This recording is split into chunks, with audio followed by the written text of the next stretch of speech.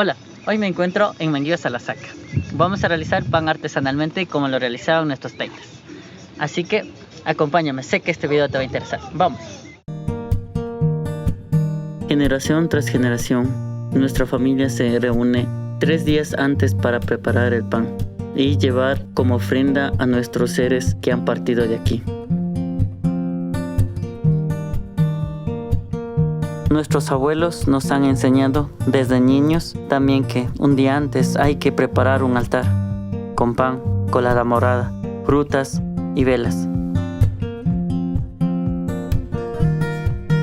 En esta tarde coincidimos con nuestros familiares, vecinos, abuelos, tíos, hermanos, primos.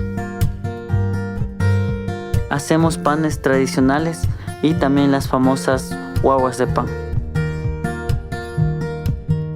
Mientras tanto, los dueños de casa preparan el horno para luego pasar a colocar los panes en las bandejas y llevar al horno.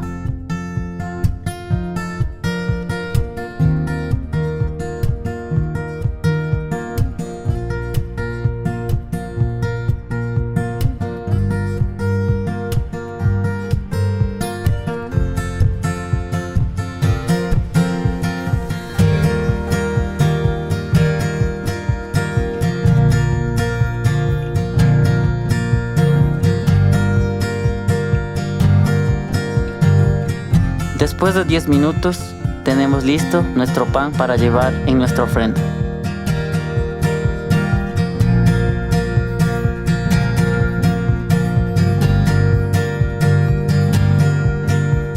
Al día siguiente, una noche antes del 2 de noviembre, preparamos cuis, conejos, mote, habas, pelamos papas para completar nuestra ofrenda.